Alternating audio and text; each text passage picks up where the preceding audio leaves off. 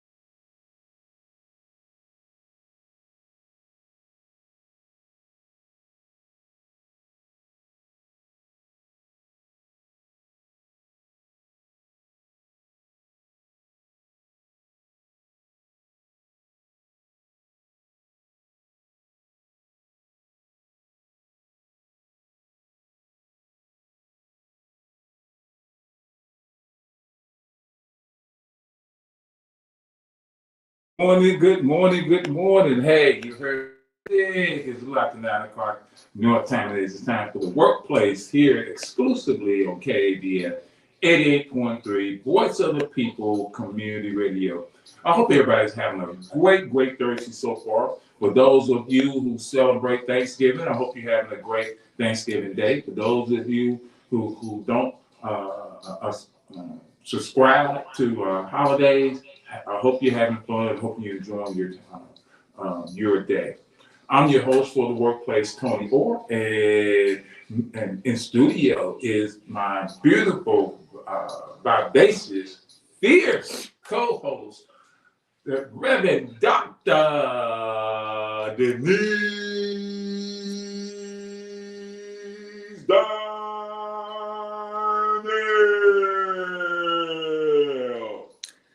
Grand Rising humans, can somebody tell me when basketball season is going to be over, please? Please, somebody let it be over. Thank y'all for joining us this morning. Hotep already on the line. Life, prosperity, and health, wishing to all of you. Okay, so I want to make a quick announcement. We're having trouble with our phone line, so you won't be able to call in. What? Yeah, you won't be able to call in. But if you have any questions, if you have any comments for those who are on Facebook or StreamYard, you can ask questions to the social media platform. If you have some other questions that you want answered or want to talk about today, go ahead and send me a message at 501-247-3869. That's 501-247-3869. Do not try to call me because I'm using my phone. Well, you can call me at 228-236-7440. Turn me up. 228-236-7440. Down there. Yeah, turn me up. I'm on 2. Mm-hmm. Can you hear me now? 228-236-7440. 228-236-7440. Get those comments in. We really want to hear what you have to say. Okay. Now, do you have any? I do have an announcement. Thank you so much for asking. Here we go. Let me get to it. Here we go. Oh. The Strylight Foundation World AIDS Day is happening in the first week of December, not just December 1st, the first week of December. And it's going to highlight comedian Mr. Andy Feds with a keynote speaker, Bishop Lloyd Edwards. 2025, let communities lead, rethink, rebuild, and rise. That is the theme. On December 1st at 11 a.m., there will be a virtual health policy forum on Zoom. Virtual, it's on Zoom. December 2nd, Ubuntu, civic engagement in City Hall Boardroom 500 West Markham, happening at 6 p.m. December 3rd, House of Love preview, 1900 Scott Street from 3 to 7 p.m. December 4th, comedy show at the Living Room Wellness Resource Center, 8619 Chico Road with Mr. Andy Fez from Las Vegas with opening act Mr. Jamad Emanuel, and there is a suggested donation.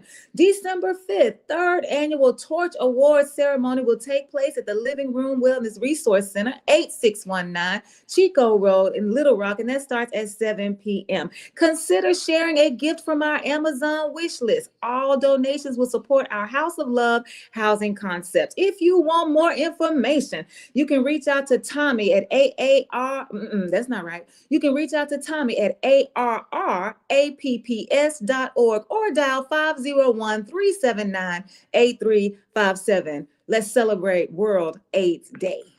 Okay, thank you for those announcements, Denise. I have a couple announcements. The Michael Van Johnson Jr. Post 74 of the American Legion in Sherwood, Arkansas, is presenting their Blue and Gold Gala Saturday, December 13th at 7 p.m. at the Holiday Inn Presidential, 600 I-30 in Little Rock. The semi-formal attire.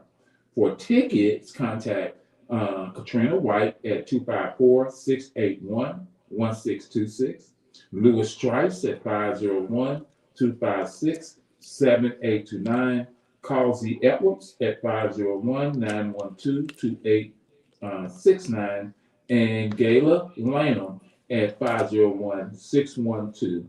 9621. KABF Holiday Hangout Fundraiser Tuesday, December 9th from 5 to 7 p.m. at Whitewater Tavern. Live DJ set from DJ Charles of Botonox Radio. Kickback and me, KBF host, doing happy hour. Grab some exclusive KBF merch for the holidays. Donate at www.kabl.org. Support for KBF at 8.3 FM comes from listeners and community partners. If you're a business owner or planning an event and would like information on how it can be announced on KBF, contact our offices at 501-372-6119. That's 501-372-6119. And just want to remind everyone that we are still in Pledge Drive. Your donation goes to the sustainability of KBF 88.3 FM. We've been on the air for going on 41 years now. We're in our 41st year of being on the air. It's only one of 12, and I think it's less than 12 now with some of the things that have gone on with public broadcasting. But we are a top, as they said, top shelf radio station as far as wattage. As far as the watts, you cannot go any farther than 100,000 watts. And we are at 100,000 watts. It's all community-based radio. The listening audience is voice of the people in the community. You can give three ways. You can go to www.kbf.org and you can go online and do it. While you're there, you can click the donate button, become a sustaining member of KBF. Then let me stop right there because it's so important that the attack on public media, there's an attack on public broadcasting, there's an attack on anything that's going to educate, enlighten, anything anything that produces different type of voices for the masses. There is a complete attack that they want it shut down. And in order to keep going, a lot of these media outlets, whether it's television stations, whether it's public radio through universities, a lot of them are getting ready to close their doors because they were getting so much support from the government. Well, KBF does not get any support from the government. It does not get any support from the state. It does not get any support from what's called the Association of Broadcasting. I can't think. Public broadcasting. We don't get any. We don't get any support from them. All our support comes from listeners, donors, a few organizations that contribute to underwrite to KABF 88.3. There's an old saying: you never miss your water till the well runs dry. You never miss what you have until you don't have it. And there are so many people. The one thing about KBF, we reach into places that you may not get. You know, if you're ever driving down the highway, you're traveling, and you get in those spots where you cannot find anything on the radio, just static. Well, with KBF, you can pull us up on your app. You can pull us up on our website. There's so many ways you can listen to KBF. And so I just want to thank all of you who donate, thank all of you who contribute, and just actually continue to contribute and donate to KBF 88.3 FM. So some news coming out of the labor community. A federal judge has overturned one of the president's executive orders.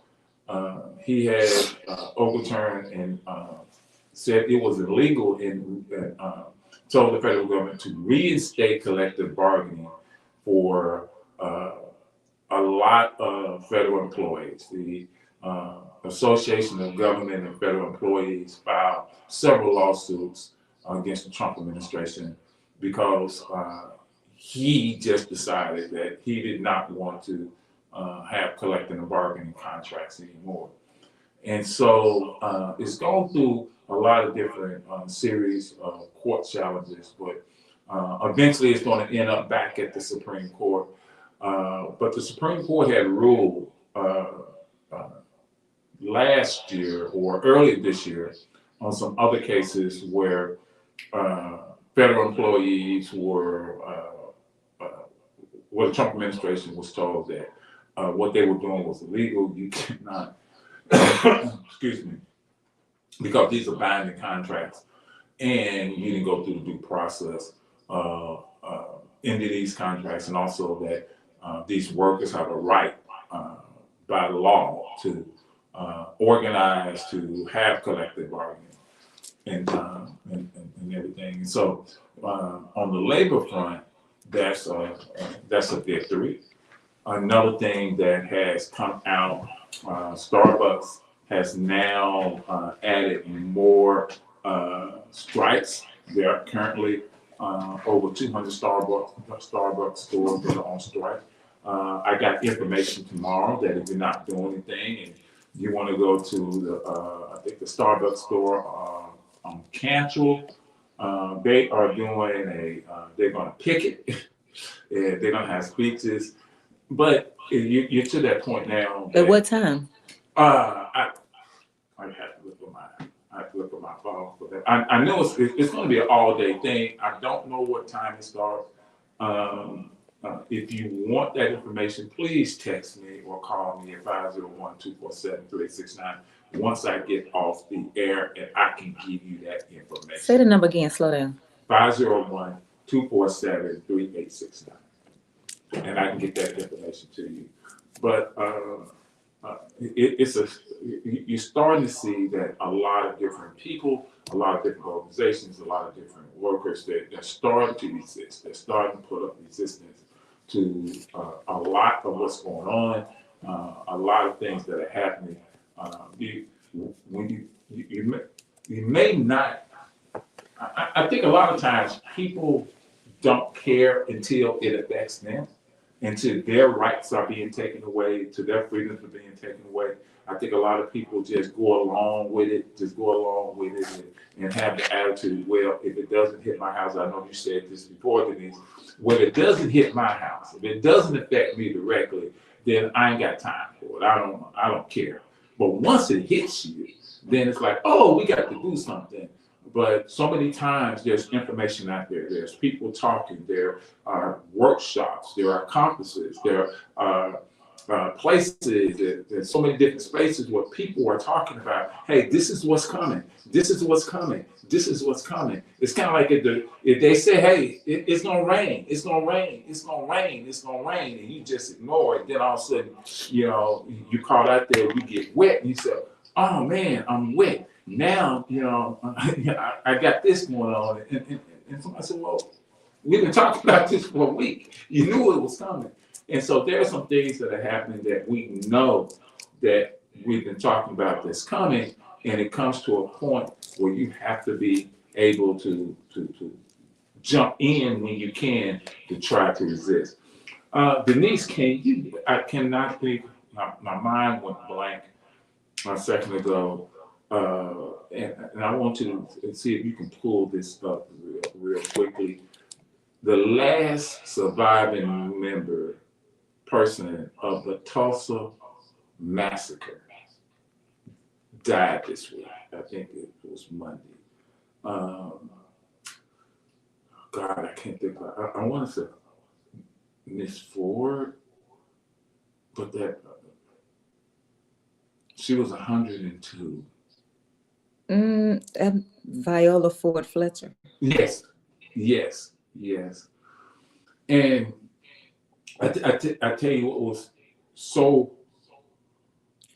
heartening about this whole thing is that she was a little girl, and she talks about how she saw her neighborhood just burnt, everything that's burnt down. She talked about how even as they were leaving in a horse-drawn wagon, that they were still shooting at people, shooting at the families, and everything. She moved to California.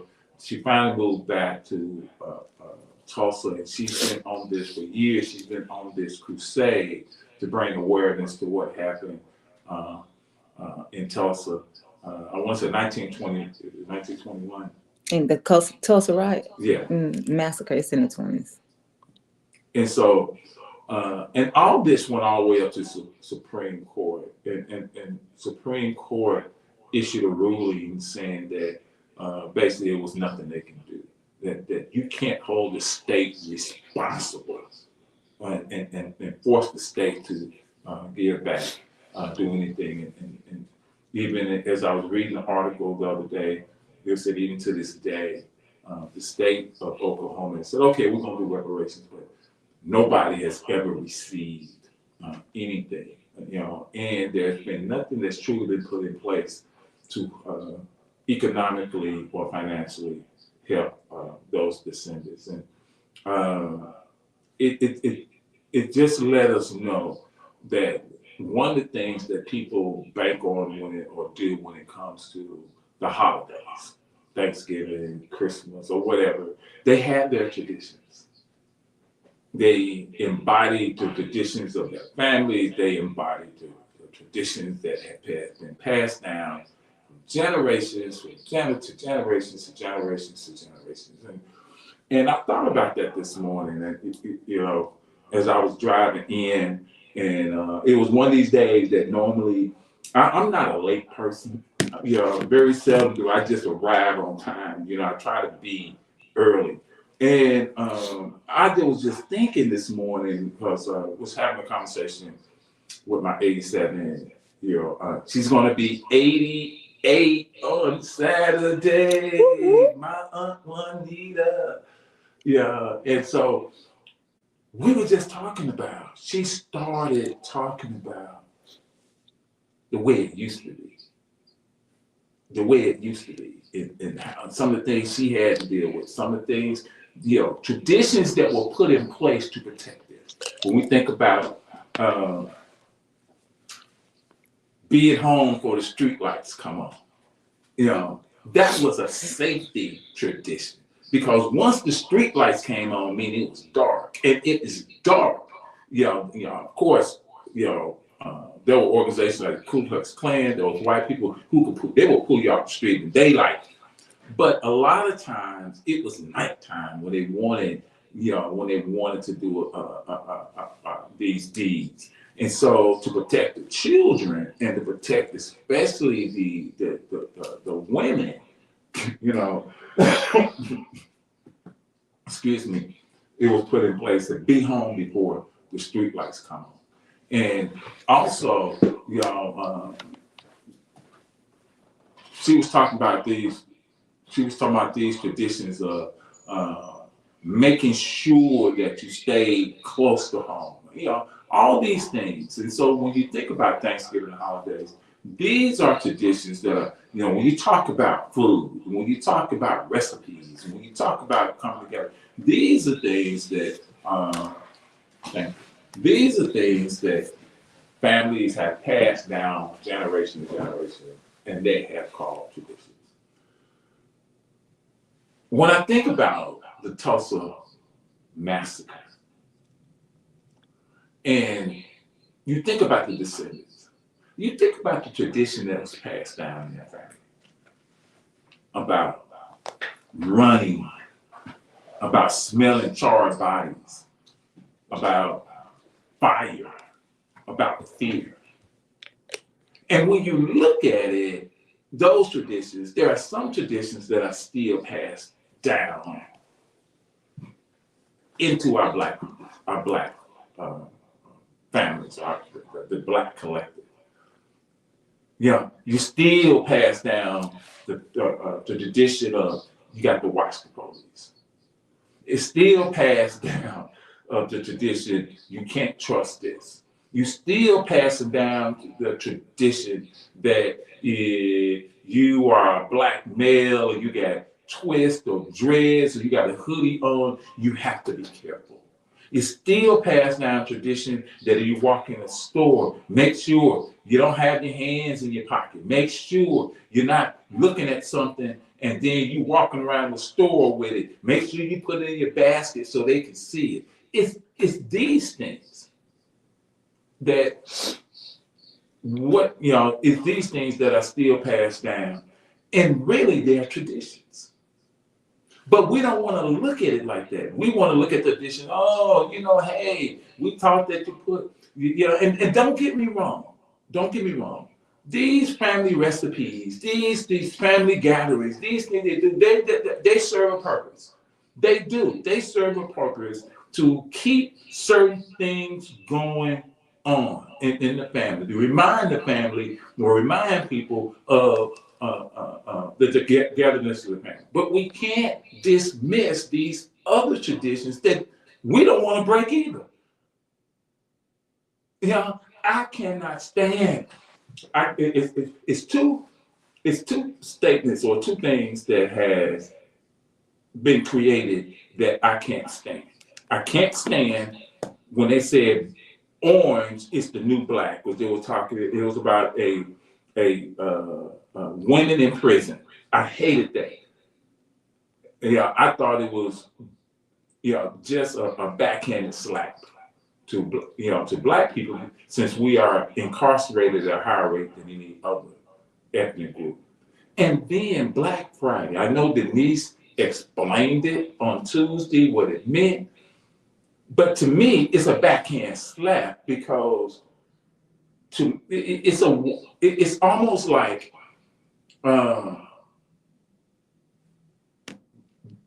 we know that Black people spend money, that our spending habits are greater than any other race, any other ethnic group. And to me, it's almost trying to make you feel good about something.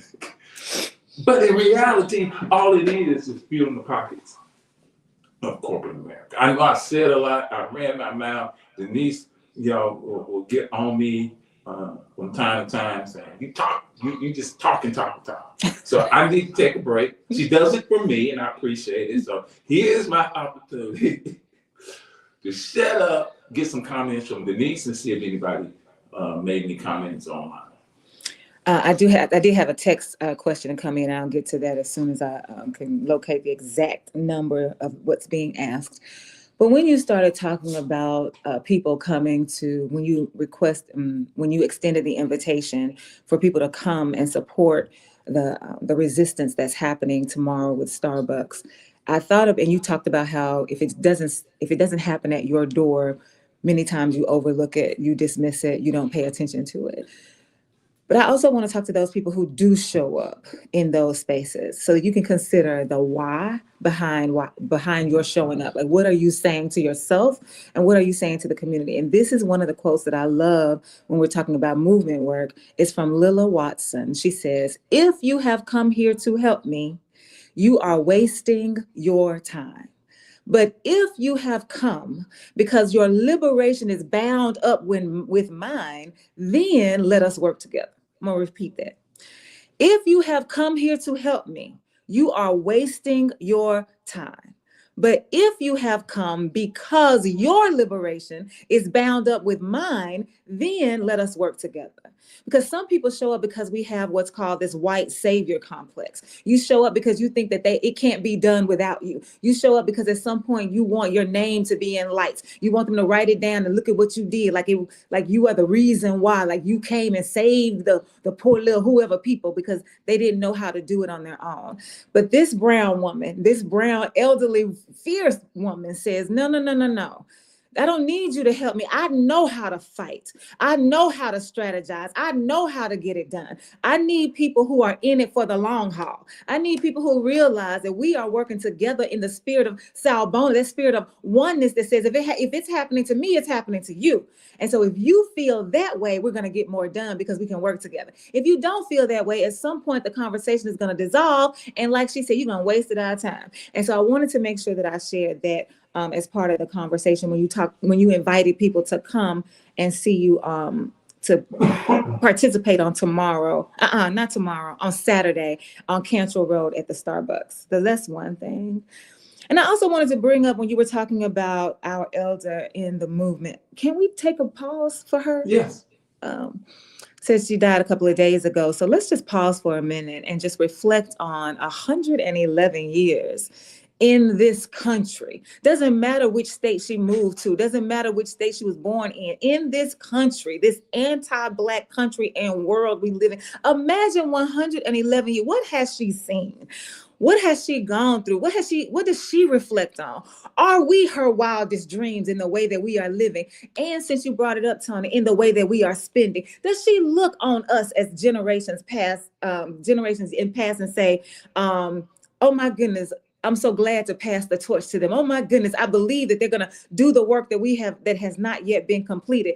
What do you think she's saying about how we are living and how we are moving in this world based on her 111 years? I just want to pause for a moment and let's just reflect on her life. Just remember her and just honor her in this moment.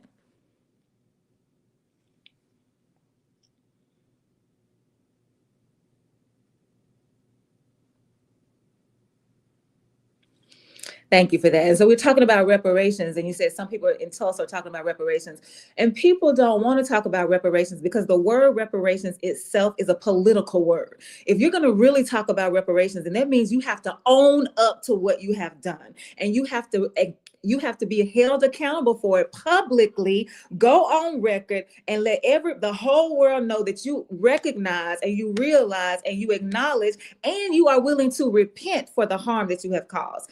This country, United States of America, does not want to do that. So anytime we talk about reparations, all this other stuff comes up.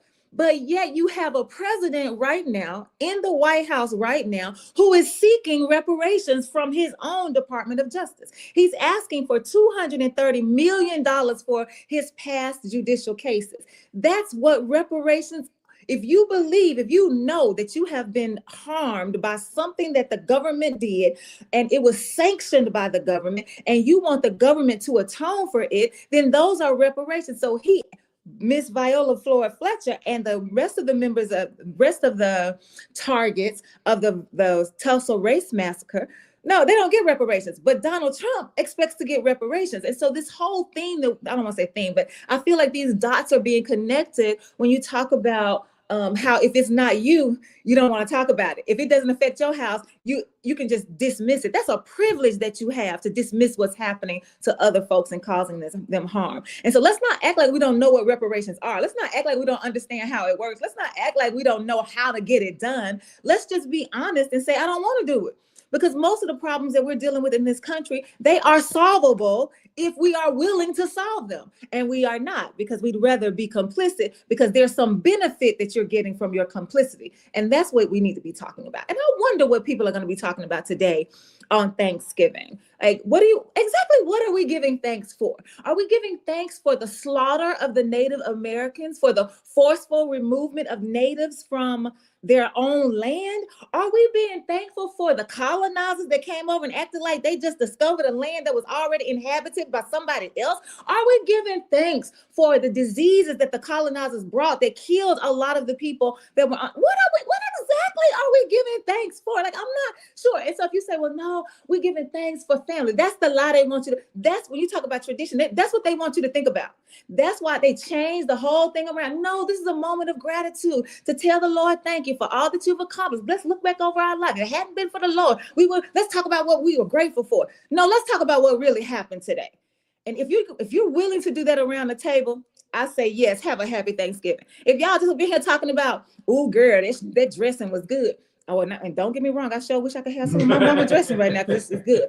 But even when we talk about how much we're going to eat, I was thinking about this when we talked about in the country, in the climate we're living in, if Black folks really are serious about fighting, we got to have somewhere to go. Tony, you talked about people snatching you off the street. Okay, people coming after you. How many of us would be able to run a mile? How many of us could run half a mile right now? If somebody was after you, coming after you to kill you, how many of you could escape on foot? And so we have to think about all of those things when we talk about what it means to live any amount of time, but especially 111 years in this country. Yeah, and also going back to what I was talking about with uh, these traditions. When you were talking about it, and I'm glad you brought that correlation between when you're talking about reparations, because it's very interesting. Here you had, and this where white privilege shows up. Here you have this person who's saying that, hey, I need reparations. You prosecuted me, even though it was legit prosecution. Even though, how many people who go into court, and who are prosecuted, but they win on appeal. The courts throw it out. Do they get?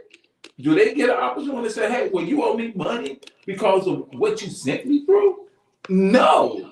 But see, that's where this elite white privilege stands up to, you know what? And there are people who say, oh, poor him, poor Donald Trump. Yes, it was a witch hunt. It was a hoax. They came after him. Of course he deserves 230 million. But then you'll turn around, these same people will turn around and say, yeah, I know they were whipped. I know we created laws where they couldn't get jobs. I know we created laws where they had to, they couldn't live where they wanted to. They couldn't get educated like they wanted to. We raped, we murdered, we pillaged, we burnt down neighborhoods, and they want reparations. No, it is what it is. Just forget about it. And see, those are traditions that are being passed on. Are being passed on through generation to generation. And you have to be able to look at it and see it for what it really is. There comes and like I said, don't get me wrong. Don't get me wrong. In talking to my aunt this morning, it was such a joy. Well, we were up drinking coffee about 5 o'clock this morning. But it was such a joy. Somebody that I miss so much is Denise's mother, T, Brenda Donnell. We used to have what you call coffee and conversation on Tuesday mornings. I would, for a while she would cook breakfast and we would, but then it got to a point where I would bring breakfast. We would sit in the living room and we would reminisce. We would talk. I would listen to her story, and she would listen to my story. We would laugh. It was so great. That's a tradition. We had established a tradition, but the tradition was based on reality. It was real. And talking to my aunt this morning, it reminded me of that. And she started telling me, and one thing that she said that sometimes we don't realize, she looked at me and she said, Tony, there's some things you don't know about the things we went through. And the reason you don't know, I can't tell you. Because it's still fresh in my mind. It's still like it was yesterday. It's difficult for me to tell you. One day we may be able to tell you. And I think that's what happens in our community sometimes. It's that there's a story that needs to be told so that it can influence, it can motivate, it can inspire somebody else. And as this conversation went on with my aunt this morning, my daughter Tamara, you know what? Tamara would be a great investigator. She'd be the one they send in to crack the person, because Tamara gonna get out of you what she want to get out of you. And I kept listening as I left the room. I could still hear them talking, and my aunt was confiding some things with Tamara. And we all need to find someone that we can confide in, so that we can not only not only what's the word I'm looking for?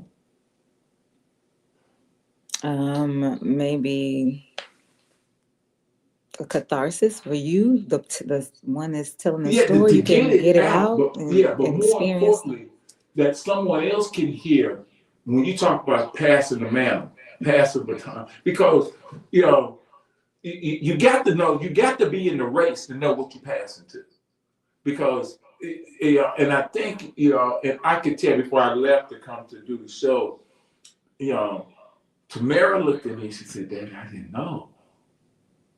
She said, "That's terrible." And I said, "Well, Tamara, what you gonna do about it?" She said, "What can I do about it?" I said, "It's a lot. It's a lot. It's a lot of things you can do about it. You can bring awareness to other women. You can bring awareness to young Black women. You can bring awareness to children. It's a lot you can do." And she said, "You know what, Dad? Yeah, yeah." And I said, "I'm gonna do it in the name of Juanita." Okay, that's how you. Those are the traditions that you want to see passed down to honor the elders who have gone through. But when you brought up that analogy about passing the torch, the baton, I thought about when I watch those people who they rate the track and field competitions where they have to hand the baton to the person. And one of the things that I thought about just now is the person who's running. You said you got to be in the race. The person who's running, everybody's in the race. The person who's running with the baton has to trust that there is somebody back there behind them that's gonna grab it when they extend the arm. Because what I've noticed is that the runner with the baton never looks back. They don't look back to see if you're there. They're trusting that you are there, and you've been practicing. You've been in a relationship long enough for me to build that trust so that I can just reach my arm back and know that you're there. And I'm afraid sometimes when I think about communities all over the country, all over the world, but I'm always about the Black community. I'm afraid that we aren't. Like, who am I passing to? Who is Aunt Juanita passing to? Who did T pass to? Who is Miss Viola Ford Fletcher passing to? If you say, well, to Denise, to Tamara, well, we're our immediate family. We got to go beyond that, right? We got to pass to a larger audience, and we got to build up that trust and nurture those relationships. I just thought about that when you said that. But I do want to answer this question. It came in on my text. The question was, how many people died in the Tulsa race massacre? How many people died? And this is what I've been able to find. It's a paragraph. So let me read this paragraph. More than 800 people were admitted to hospitals, and as many as 6,000 Black residents of Tulsa were interned, many of them for several days. They were in the hospital for several days. The Oklahoma Bureau of Vital Statistics officially recorded 36 dead. The 2001 Tulsa Reparations Coalition, their examination of events identified 39 dead, 26 Black, and 13 white, based on contemporary autopsy reports, death certificates, and other records. The commission reported estimates ranging from 36 up to around 300 dead. And so that's what it looks like, the final answer, according to what we've been able to verify. 36 to 300 people dead. We don't know the exact number, but from 36 to 300 dead. And again, this is only what you will be able to find if you can verify. Let's think about those bodies that are the statistics that the bodies represent, that are represented by bodies that we can't find. We don't know. They didn't tell the story. They didn't make it to the hospital. So this is all they are able to verify through some kind of records between 36 and 300. And I think it goes back to another situation. The Elaine massacre is the same way. And during these times when these incidents will happen, of course you're going to downplay how many people actually died, because going back, I think some years ago, as they were rebuilding some part of Tulsa, they unearthed a grave. A mass grave with bodies, and they were like, this is part, just from where it was part of what they believed was the Tulsa massacre. Elaine the same way, it's always these estimates, but in reality, I believe, just from reading just from, there's a great, I can't think of the name of it, but a documentary, I want to say it's on Netflix, where it talks about the Elaine, the Tulsa race massacre. And it's always talking about, you hear some eyewitnesses who said that it was hundreds. It may even be more than 300. But that's what happens. That's what happens when these things, even when you talk about Rosewood, Florida, same situation where just come in. And then there's when you burn up these houses, when you set whole blocks on fire, what about the people that didn't get out? And what about the people who left loved ones, but they were afraid to go back and tell somebody my loved one was in this house, my loved one was in this building, because they know if I go back, I'm gonna end up in the grave. So you have to understand that. You have to see that. And so these are things, and I agree with you, Denise. Sometimes people will say, why do we still talk about this? Why are we, hey, some people might even say, you bringing me down on Thanksgiving. I want to just eat and happy, watch football, and, but sometimes you have to stop and you have to remember. You have to remember these things because they're still happening. They may not be throwing a rope over the tree and lynching you. They may not be telling you can't come through the front door anymore. They may tell you that you got to drink out of different water fountains anymore. But the system is doing the same thing. They're lynching our children by taking away public funds for education. They are telling us to, you can't drink out this water fountain by red line. They still red line in our areas. They're still telling us you can't live here, you can't live there. They're still targeting. Where they said it used to be, no, racial profiling doesn't work. And so here's something that's interesting, and I want to get your take on it, Denise. So the Supreme Court said that Border Patrol and ICE can use certain aspects of a person's appearance, which is profiling, and how they go about conducting their business and making arrests. So the first thing that came to my mind was that it's nothing that you're going to agree with to do to another race that you show ain't that you're going to say, well, we won't do it. We won't do it with no other race. We just won't do it. Of course you're going to. You've been doing it with black people for years. You've been racial profiled up forever. So now, you want to fight. It's great. Now you want to fight for the Hispanics not to be racial profiled. Hold on. See, I think that's the thing that gets through sometimes. What's your take on it? Okay, before I give you my take on it, let me go back because when I was reading the paragraph for the listener, something I said didn't feel right when I said that they were interned in the hospital. But I just want to go back to that. 800 people were admitted to the hospital. More than 6,000 residents were being held captive while they were working through whatever they were trying to work through about what happened. So not 6,000 in the hospital. That's what I said. So I just want to correct that. 800 people were admitted. 6,000 were being kept like prisoners of war. And then we talked about the 36 to the 300. But in thinking about the numbers, we cannot ever rely on the numbers like you said, Tony. We can't, because when you said that about the numbers, immediately I thought about Seneca Village. Seneca Village was that Black neighborhood that was in New York that they they erased and forcibly removed the Black residents from in order for them to build Central Park. So people go to Central Park, you talk about how beautiful it is and how you want to walk around the park, you want to walk your dogs.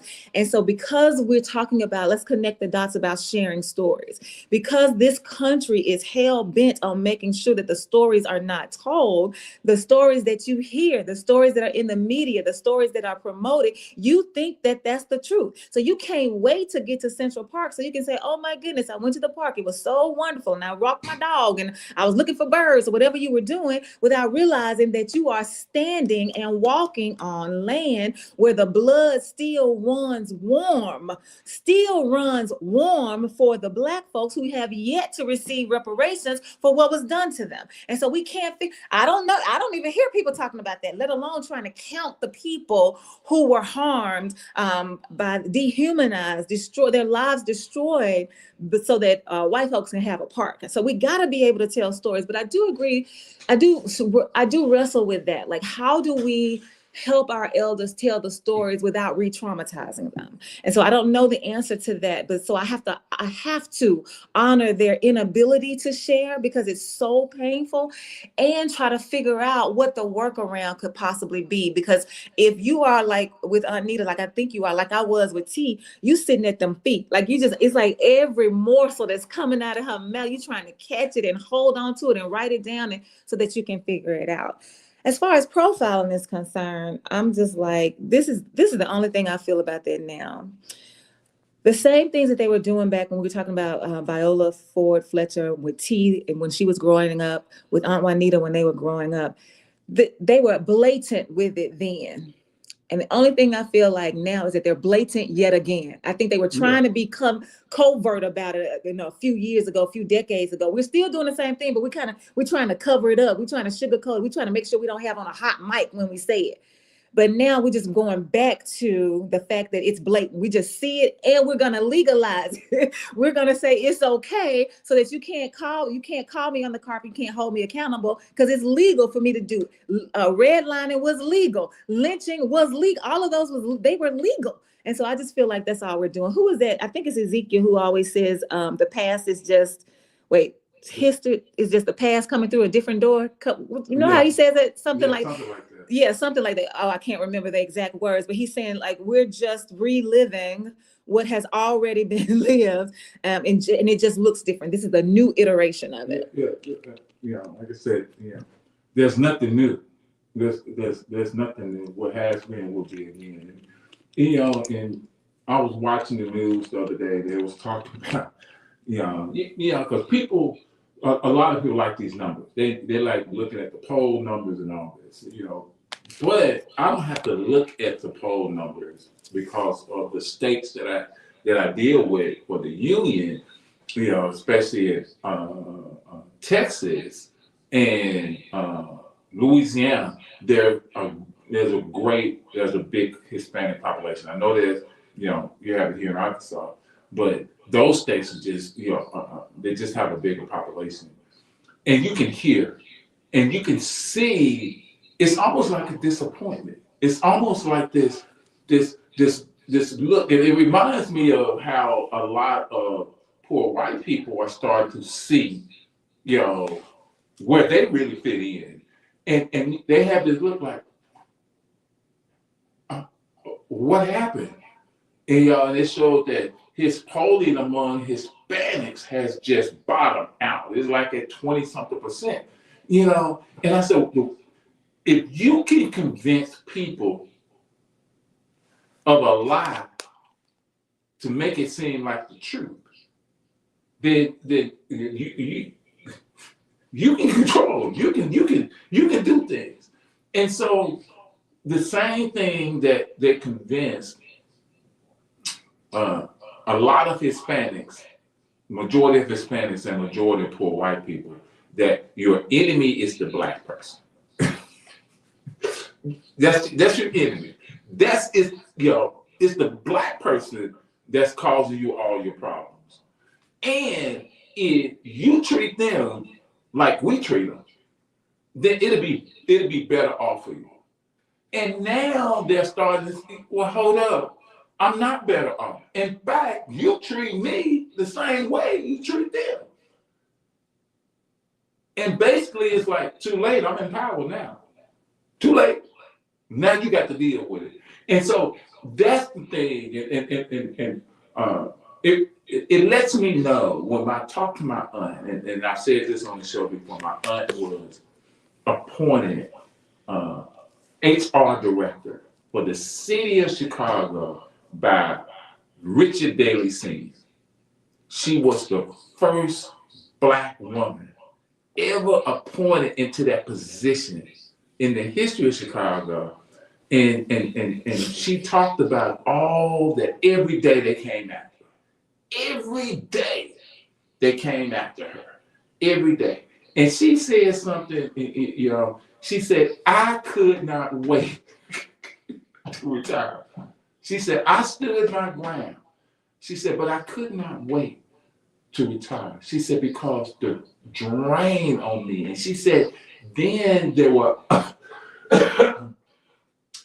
other Black people who she wanted to confide in, who she felt like, I opened the door for you. I opened the door for you to get this position. I opened the door for you to move up. I opened the door.